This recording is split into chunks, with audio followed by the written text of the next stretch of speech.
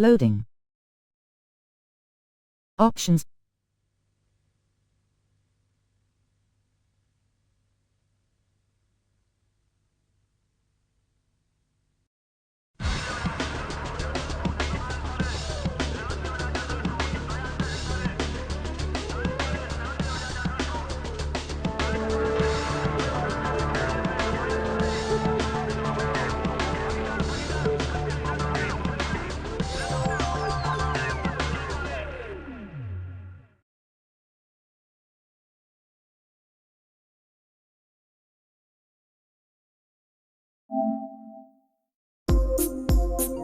Control. Power.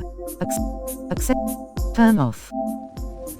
We hear a lot these days about global warming and how the emission of greenhouse gases, mostly carbon dioxide, into the atmosphere is causing climate change by raising average temperatures around the world. So why is global warming such a concern? I think global warming has become a big concern over the last couple of decades because we've started to realise that it is actually happening, that climate is changing, that, for example, there's less ice in the Arctic than there used to be, that most of the 10 warmest years on record, going back 150 years or so, have occurred within the last 15 years. This program is about global warming and how everyone, including you, can make a difference. We'll ask, what is global warming? And take a look at the consequences of global warming. Action at the international level, action at the local level, a case study, and action at the local level, how can I make a difference?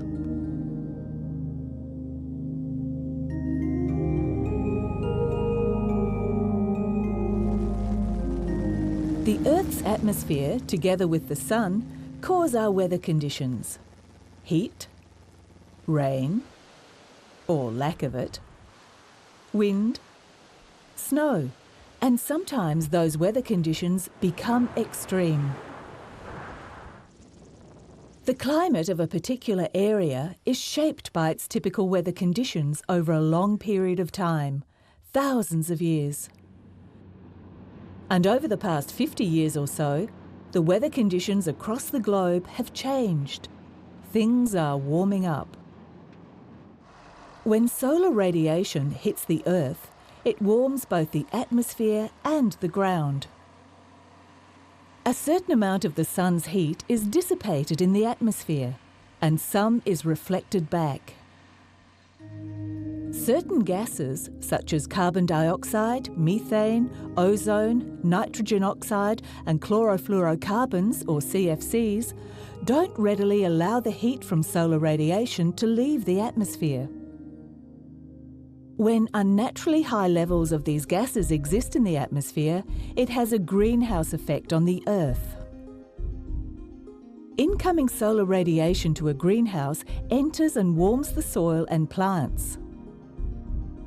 In the same way, sunlight enters the atmosphere and warms it and the Earth.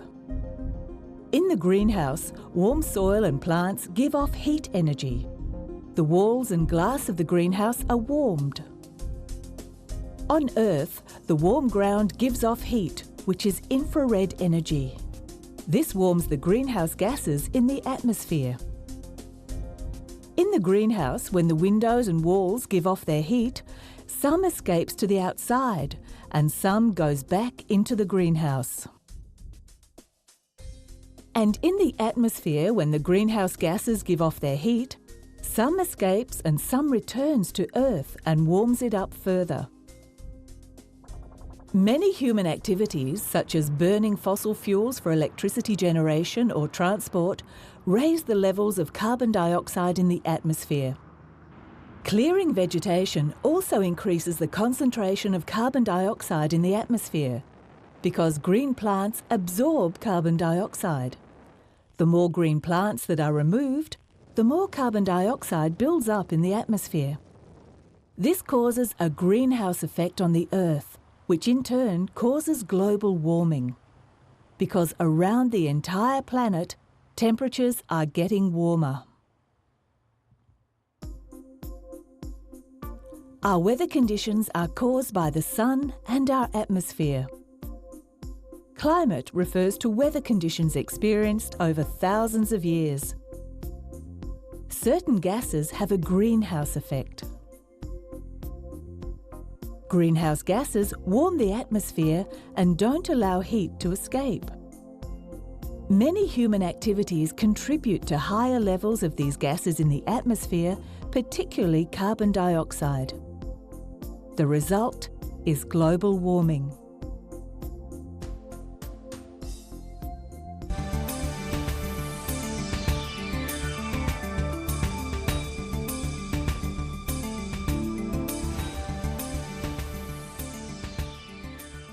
Climate change means long-term weather changes, but some scientists and commentators dispute that the current changes to our weather are long-term. The scientists say these are just natural fluctuations and nothing to do with the build-up of greenhouse gases in the atmosphere. Others say the evidence is overwhelming.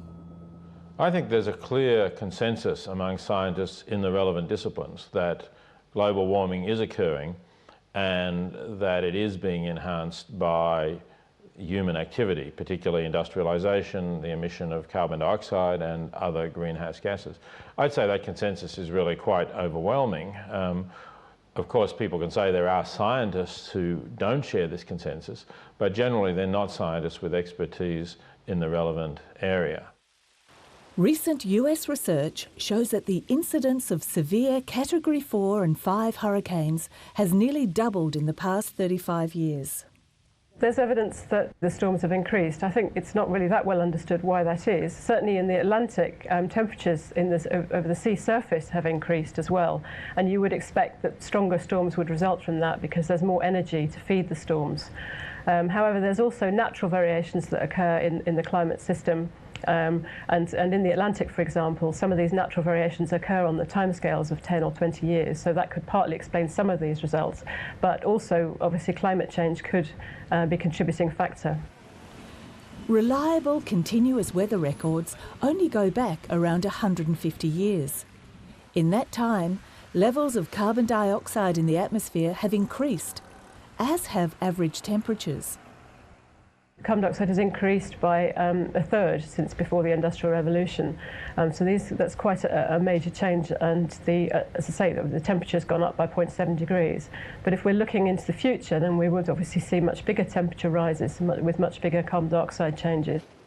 In the Pacific Ocean are a number of small island states where people are very worried about global warming.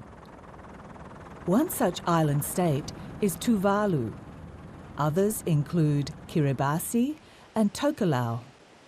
In each case, their land is only metres above sea level. As global warming continues, ice from the polar regions melts at an increasing rate.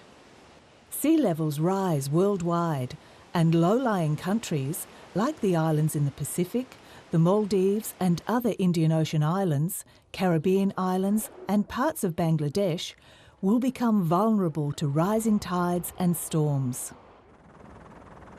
Tuvalu is one of the world's smallest independent nations, consisting of 9 low-lying coral atolls with a total area of 26 square kilometres.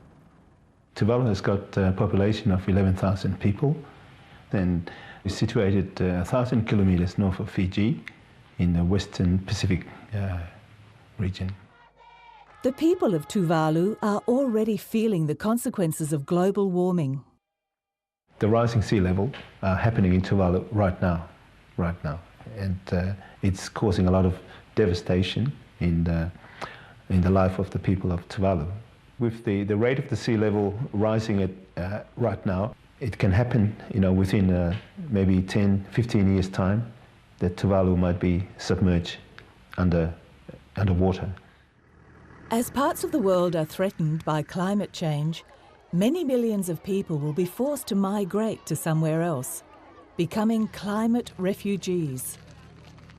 It's a problem that's already with us. The Red Cross estimates that there are 25 million climate refugees in the world today.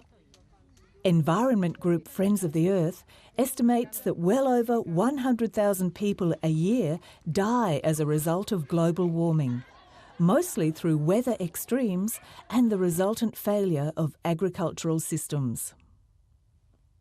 Climate refugees are being created at present, and many more will be created in future through a range of climate change related events that includes drying out of lands through desertification, the spread of diseases into new areas, storm surge and other problems with increased hurricane and cyclone activity, and loss of food security, as well as the longer term issues of sea level rise. Consequences of global warming include long-term climate changes. Some scientists dispute it is occurring, many others do not. But evidence of increasingly extreme weather exists around the world. Low-lying nations like Tuvalu are already suffering and could be submerged. Damage to agriculture and infrastructure causes people to move. There are around 25 million climate refugees on Earth today.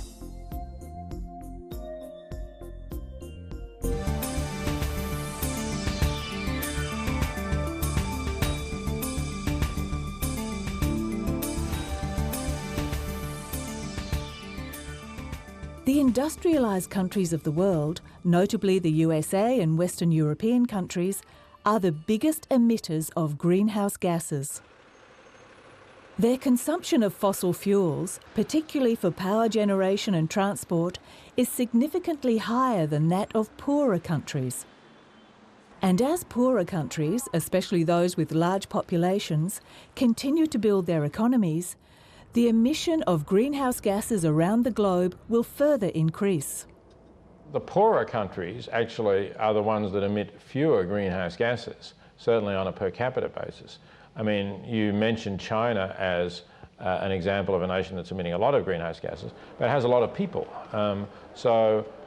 In fact, China still emits fewer greenhouse gases than the United States, although it has a population of about 1 billion, and the United States has a population of only around 300 million.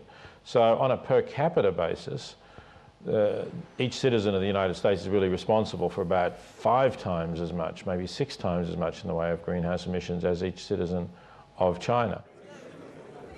In 1997, a United Nations initiative saw the nations of the world commit in principle to reducing greenhouse gas emissions.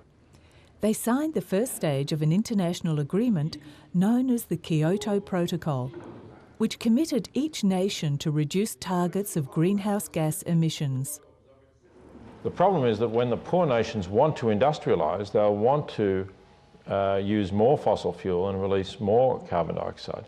And that's going to accelerate the pace of global warming unless the industrialised nations actually reduce their emissions. In 2001, an international agreement was reached on implementing the Kyoto Protocol. But there were 2 notable exceptions to this agreement. Well, there are in fact only 2 industrialised nations that have not signed on to Kyoto. They're the United States and Australia. And of course the United States is the most significant of those because it's by far the biggest emitter of greenhouse gases. So, you know, we have a situation where the country that is the most greedy, really, you know, go back to that apple pie metaphor, the country that is currently taking the biggest slice of the pie, far bigger than anyone else in the world can get on a per capita basis, is saying, no, we're not going to reduce our consumption. If greenhouse gas emissions are to be cut worldwide, then it relies on all nations working together. The Kyoto Protocol involves nations working towards individual emission targets, but the circumstances of various countries are different. Kyoto Protocol isn't the answer to global warming. It's only a step on the way. Neither Australia or United States have signed it because they say that it doesn't suit them, and perhaps it doesn't. We need to find ways that each country can come forward with ways that they can reduce their fossil fuel usage to suit their own circumstance. Different needs across the globe need to be carefully considered, and for effective action, resources must be better shared than they are today. The shift away from reliance on fossil fuels will not happen overnight. But many argue that considerably more money and research has to go into alternative sources of energy, in particular renewable energy. Renewable energy includes solar power, wind energy and hydroelectricity. I think it's not only possible, but it's necessary that we do shift to renewable technology in the short term. We're not talking 50 years, we're talking 10 years. It needs to be remembered that to build a coal-fired power plant, to build a nuclear reactor can take 15 to 20 years. You can actually put up a wind generator in a couple of weeks. So as a technology, renewables yield immediate benefits in terms of reduction in greenhouse gas emissions, and it's no longer a possibility we have, it's actually a requirement if we are going to continue to live on this planet in the way that we do. Environmentalists say that international action on greenhouse gas reduction must continue its momentum. If global warming is not taken seriously, for people in some parts of the world, the future looks very bleak. There is still a margin, a very slim margin of saving Tuvalu. If this thrust of the reduction of the greenhouse effect is implemented, imminently, there is still a chance of saving Tuvalu. Large industrialised countries are the biggest emitters of greenhouse gases. As poorer countries continue to develop their economies, their emissions will increase. The Kyoto Protocol, signed by most countries, commits them to achieving individual greenhouse gas emission targets, with all industrialised nations, except the US and Australia, formally aiming for reduced emissions. International action must continue, with some nations looking at imminent catastrophes caused by global warming.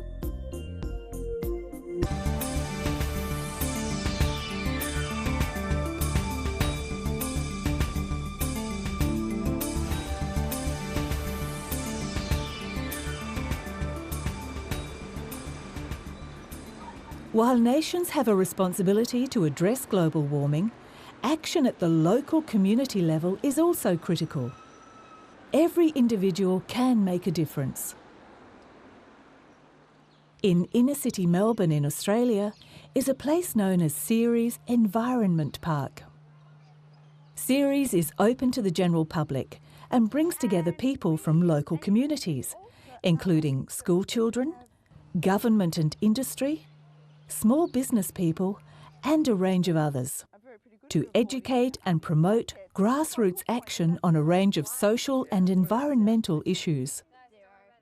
Ceres is about 30 years old, and it was established by a group of local people who saw this old tip site that was originally a quarry as the site for a new special park, and the park was going to be a model for economic, environmental and social sustainability, and to be a place for recreation for local people. Global warming, energy use and reduction of greenhouse gases are major areas of focus.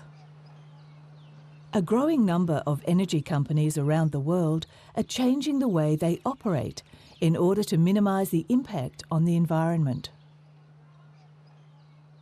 Many of the UK's energy suppliers offer their customers the option of buying green energy, a scheme under which the supplier sources an equivalent amount of energy from renewable sources. Similar initiatives operate in other industrialised nations. Australia's Origin Energy works with Ceres in educating school students and others about renewable energy sources and responsible energy use.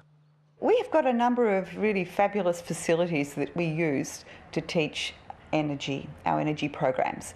We've got a classroom where we teach energy generation using fossil fuels. We've got our fabulous Origin Energy Park with an operating renewable energy power station. It's a hybrid power station with both a wind turbine and photovoltaic arrays. And we have the Origin Energy Eco House, which is an old house which has been retrofitted to demonstrate all sorts of energy and water conservation strategies and technologies. Students of all ages learn about many aspects of energy and its use, including the need to cut down on fossil fuel energy, which will help reduce greenhouse gas emissions and global warming.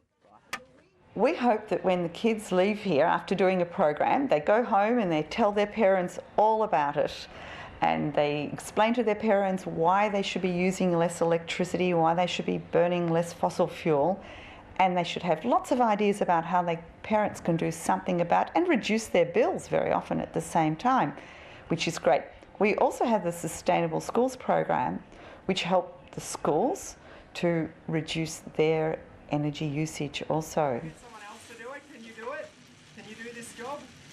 How you going? Students are able to engage in a range of activities which focus on energy, everyday energy efficiency, and the waste products from energy usage. Community-based resources like CERES are vital to encourage all individuals to be aware and responsible about energy use. Okay, steam's ready. I'm going to turn on this. Because everyone has a direct impact on the levels of greenhouse gases in the atmosphere. We are all responsible for contributing to carbon dioxide emissions and therefore global warming. Local community action is critical in reducing greenhouse gas emissions. CERES in Inner Melbourne, Australia, is a community environmental park that works with government, industry and business to promote sustainable energy use. The general public, community groups and around 60,000 school students a year visit to participate in various programs that focus on areas like energy use, global warming and sustainable living.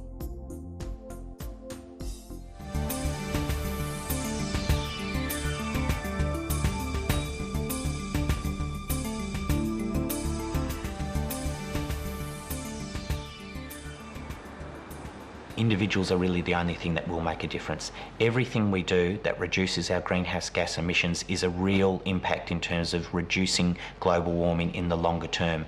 What I can do as an individual is very small, but I can only be responsible for my own actions ultimately. So if I do the right thing and if I encourage other people to do it, then ultimately we can bring about the changes.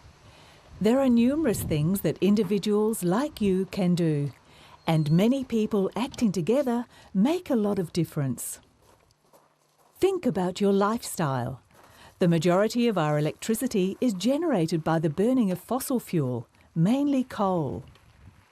Therefore, any time you use electricity, you're effectively contributing to greenhouse gas emissions. While no one is suggesting we do without electricity, it certainly should not be used wastefully. Simple actions like turning off lights when you don't need them, and putting on more clothes when you're cold rather than turning on a heater can help. Look at the electrical fittings and appliances in your home. How energy efficient are they? By encouraging your family and friends to purchase energy efficient appliances, you can make a difference.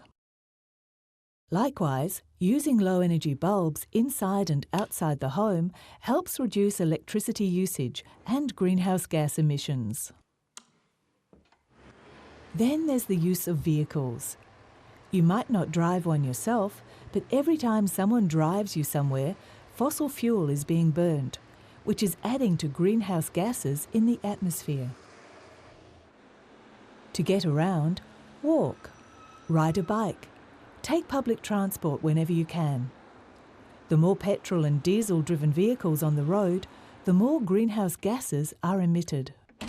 I think that we each have an individual responsibility for our greenhouse emissions because they're all contributing to the problem. So if you drive a car that uses a lot of fuel, you're responsible for that, it's contributing to it.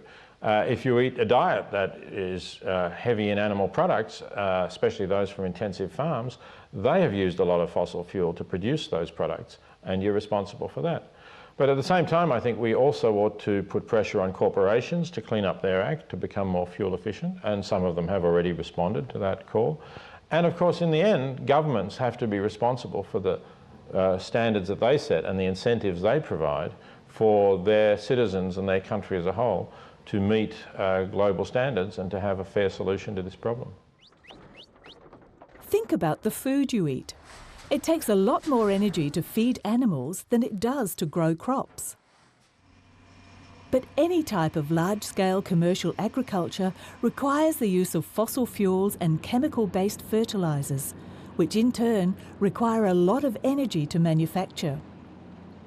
We can grow our own fruit and veggies in our backyard. That doesn't take much energy. We can use public transport. We can walk. We can make many choices in our lives to address global warming. Another thing you can do is to let elected representatives know how you feel about global warming. They are in a position to make decisions that affect a lot of people. And if you want their decisions to reflect a concern for the environment and action on global warming, tell them. If you're still at school and aren't old enough to vote, it doesn't mean you're not in a position of power. Ethicists and environmentalists often point out that your generation is the next one to be responsible for caring for our planet. Well, of course, the younger people are the future, so they're the ones who are going to see more of this change. If people are teenagers or in their 20s now, in 50 years they're probably going to see some quite dramatic changes, and of course they can expect to live for 50 years. So they are naturally more concerned about what we're doing to the planet they're going to inherit from my generation. Individuals can make a vast difference. The actions of many people working together are significant. There are many ways you can help reduce greenhouse gas emissions. Don't waste electricity. Use low-energy appliances and fittings. Walk, ride a bike, or use public transport to get around. Think about the energy used to produce the food you eat. Let elected representatives know how you feel about global warming and demand action.